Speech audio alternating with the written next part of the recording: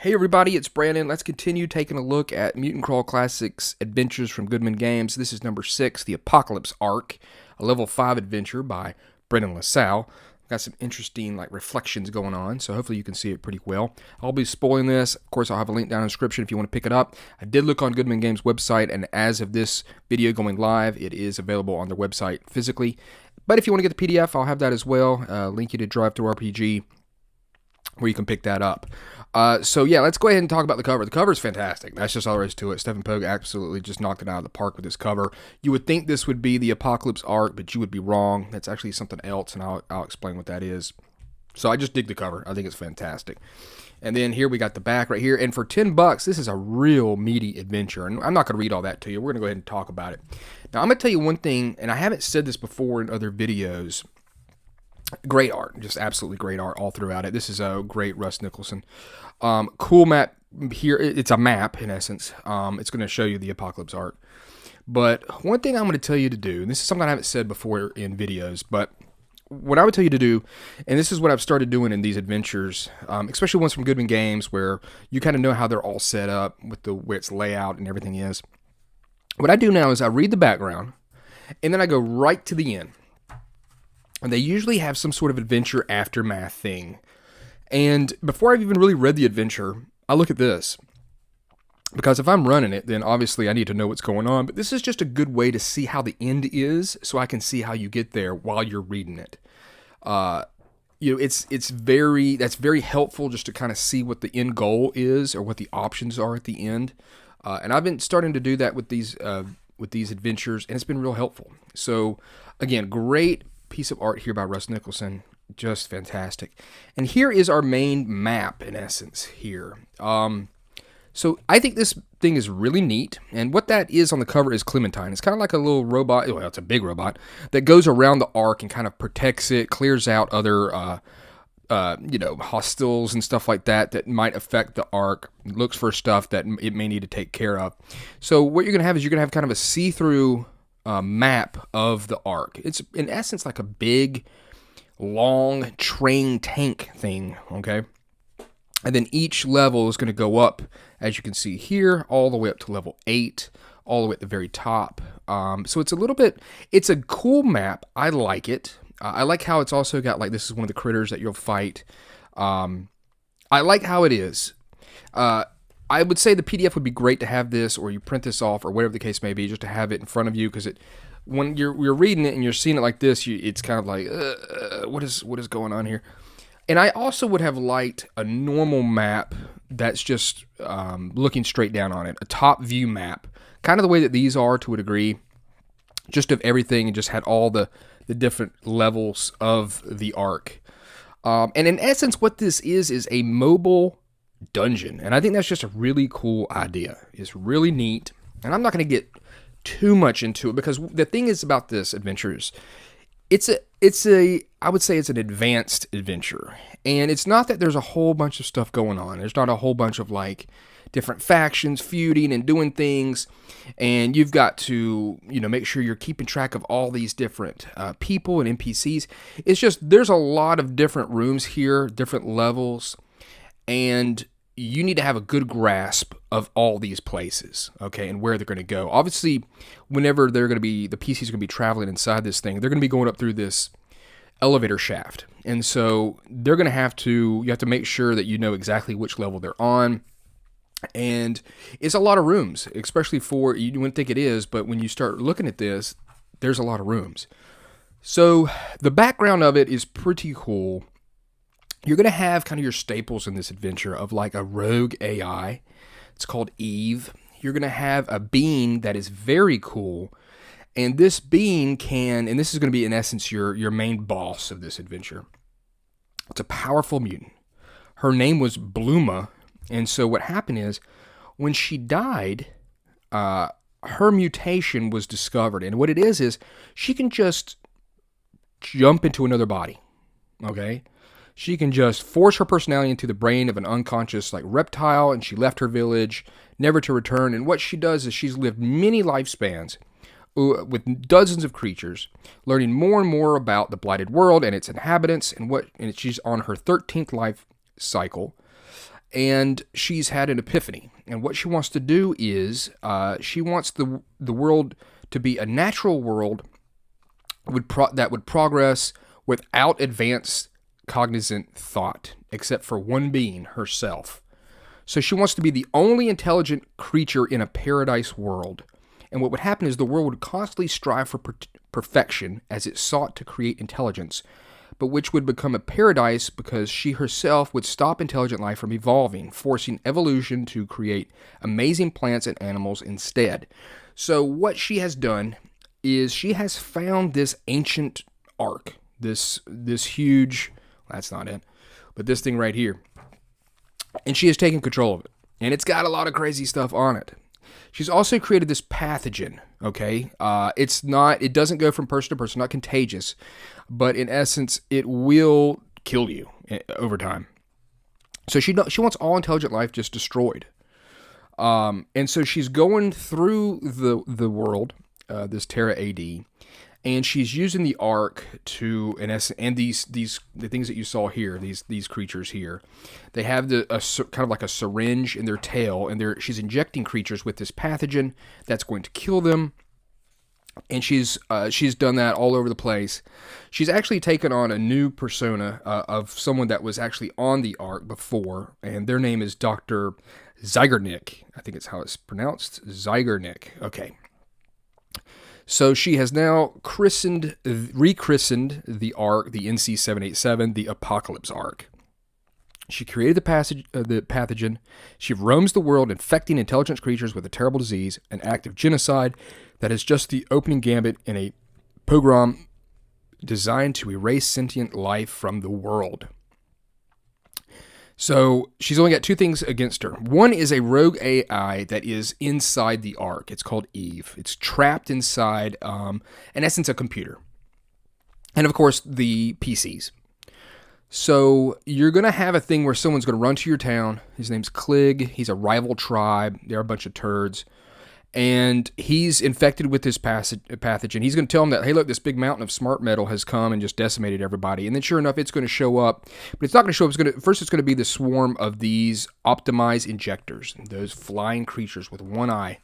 And what she has is she's got like a group of different type of creatures that she can create. And they all have a specific purpose. And this creature's purpose is to inject you with whatever, and it just happens to be this pathogen. So your PCs could go ahead in the very first encounter, get this pathogen, and they're going to be kind of like on a time limit here where they're going to have to make some saving throws, or they're going to go through more stages of the disease, and it's going to be really bad to them, of course, and finally kill them.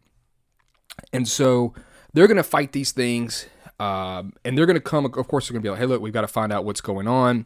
They're going to come across the village from Klig, and they're a nearby place, and they're not very good people, but you see that they're pretty much decimated as well. Now, the thing makes huge tracks in the ground, okay, because it's massive, and it's going to be easy to kind of track it. So you're going to track it for a couple days. Again, great art right there. And you're finally going to come across the Ark, and it's going to be in this big kind of area, and that's where you'll meet Clementine, which is this huge kind of protective defense bot, and that's what you see on the cover here. And you may be able to get away from it without it seeing you, but its whole purpose is going to be to try to sneak up on things and grab them and kill them in case they are a threat to the Ark. So you're going to have to try to either fight that thing, which is very tough. And now this is a 5th level adventure, so you're going to have some weapons at your disposal and some mutations and stuff like that.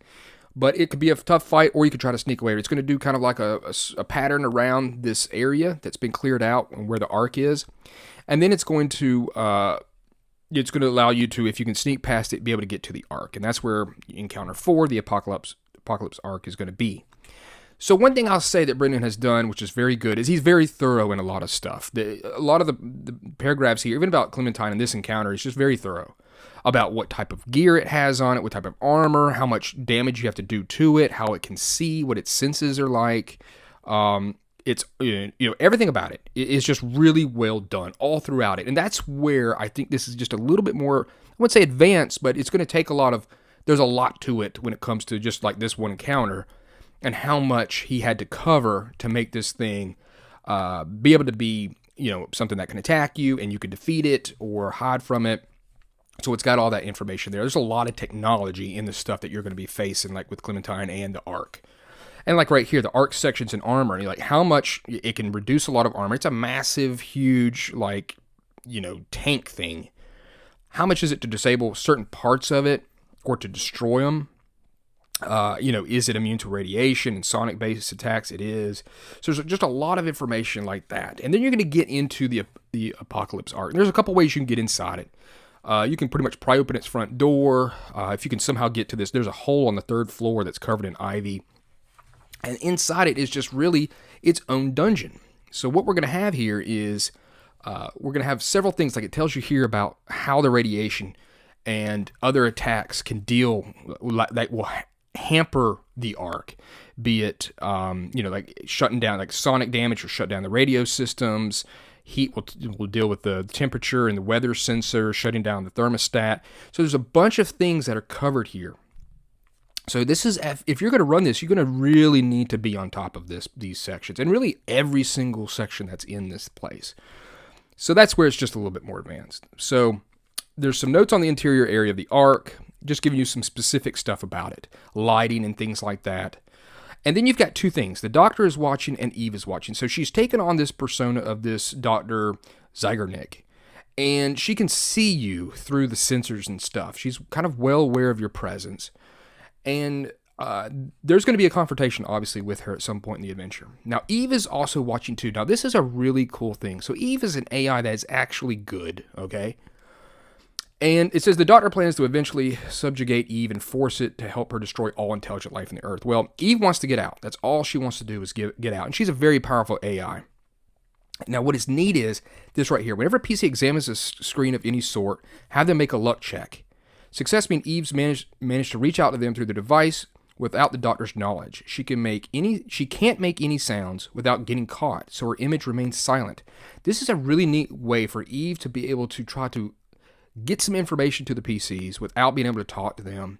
Like right here, it says Eve appears on screen as a handsome woman in a lab coat with huge glasses and a tightly fastened bun hairstyle. The camera seems to zoom in at her at her desk, finally focusing on her lips where she mouths the words "free me." And of course, you could do that to your players and see how they react to it. She'll try to communicate through images, showing them kind of things that they need to see. It's going to be a lot of good information, but a neat way for you to be able to try to do these things with your players as if you are Eve and trying to communicate to your players. I think this is a really neat section that is just going to be fun. It's going to be fun for you running it. It's going to be fun for your players. Like right here, she holds up a picture of one of the sick PCs beginning to develop a rash. She flips it over and the picture is the same PC, now healthy and well. So she's going to communicate with you in that way. And it's just a really cool thing that he's added there. And so you're going to go through area after area, and there's going to be some of these optimized guards. Again, she can create these optimized life forms. These guys are pretty much made for certain reasons. They're made for knife fighting. And so you're going to come across these specialized life forms, and that they're knife fighters. A lot of these things can't live very long. They're actually pretty cool the way that they're explained. Everything's very well described. The elevator shaft is going to be a way you're going to move up and down throughout the Ark. It's going to tell you about like the tractor, what's in the trailer. Clementine goes into the trailer where it gets energy back. It gets healed in essence. So that's one way that you can try to get inside the place as well. There's a lot of kind of moving parts that could happen or not happen in this adventure. And like one of them is her coming in there. If you didn't destroy her or whatever the time frame may be, or if the judge just wants her to show up and what you're going to do with her then. There is a good bit of artifact checks throughout this adventure, just so you know. You'll come across some couple different like navigation centers and lobbies, access to the engine, and then you'll get into places where like you can maybe deal with the engine or try to do something with it. As you're moving through the Ark engine, you have to make some movement stuff. So there's some rolls you're going to have to make here that might burn you or hurt you or kill you. So that's pretty cool. I'm going through a lot of this. It's a lot. There's a lot to this place. There's crew quarters. There's going to be some interesting ways that you're going to interact with the crew because some of them just don't automatically kill you. Now, at a certain point, she will just send some people towards you at the end when she knows that you're against her really bad. And she's going to try to take it to you, of course. There's a hole breach. That's that 3-4. That's that thing I was telling you about where you've got this cool opening. There's a lot of vegetation and ivy and stuff growing on it. And it's going to have a lot of... you're just going to have like a neat little different vibe to it that you can describe, obviously. Now, there is a doctor's quarters, and in there is a doctor who is actually he's not actually a bad guy. He's going to try to help you to some degree. And there's a neat thing where he can actually teach you if you are a healer. You can actually watch him, and it's going to be able to help enhance your character in essence. So that's a neat thing, obviously. There's going to be, again, more rooms, and I'm just going to kind of spotlight some cool stuff here. So one of them is a lounge where you're going to run into the doctor. But it's really set up really nice. It's got like cocktail tables. It's got booths, a dance floor. There's also like a holographic DJ, this machine girl. And she's going to, in essence, anytime you communicate with her, she's going to try to turn it into a song. She communicates as if anything that she hears is a song she's going to try to play for you. And you could have some lot of fun with that if you're running that, if you could somehow think of a song and play it for your players. And that's going to be really neat. You're going to be able to talk to her. She's going to kind of explain herself to you, the doctor. She'll even listen to your grievances. But ultimately, she also tried to say, hey, if you come with me, I'll give you some of the cure for your diseases. But you need a cure for the pathogen for like a whole village of people. And she's not going to do that because ultimately that goes against what she wants to do, which is get rid of intelligent life. So it's going to be a neat this is going to be a great NPC role-playing, against her as a judge, being able to bring her to life, as well as that cool machine girl DJ. It's just going to be a really cool scene there. And the thing is about her that's really neat is, if she needs to, she will just commit suicide, and she'll jump into another body. And that's just really, it's powerful. You think you're done with her, and then all of a sudden she's just going to kind of port in essence to another being that's on this ark. So she's going to kind of keep showing up, okay? There is a gymnasium, like an old gymnasium where you play basketball and stuff. This is actually where I was wrong earlier. This is where that medical bay is, where that doctor is, where you can watch what he does. And he can kind of help you a little bit. He's got like a medical clipboard. He's got some devices there. And it's going to be a cool NPC interaction as well, because he's not exactly against her at all. Now, there's one room here in the fifth floor. It's just got this adaptive slime. This thing is a brute that'll actually absolutely try to murder you. She actually can't get rid of this thing. She needs your help to try to get rid of this adaptive slime. It's a really tough fight against this thing. There's no real explanation of exactly what it is, which I kind of like that. Just whatever's going on in this arc has gone crazy. It's devoured someone that has like a cyber eye, which she can use with like a targeting laser. So it's neat how this slime can do that. And then you're going to have this bio lab, and it's got a really cool piece of art right here. And this is in essence where she makes her optimize creatures, her optimize beings. And you can actually do some stuff with it. Of course, you know how it is with these Mutant Crawl Classics adventures. You can always mess with them and see what happens. Throw people in there. Throw dead bodies or jump in there yourself and hit some buttons on some controls and see what happens to you. And of course, it could be some really wacky stuff, up to, of course, good things. So that's pretty neat. You've got that going for you. And then you're going to go to some other rooms. One of the room is really cool is this biospecimen lab, where you're going to find the Philosopher Rat King. It's a bunch of rats kind of crammed together into this one big mutant rat.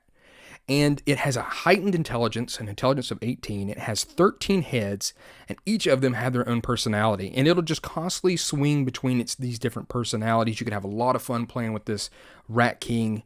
And it can speak any language that it pretty much hears. It'll instantly start talking in it. It says it won't even resist if attacked, instead breaking down into a heated discussion with itself about the possibility of an afterlife.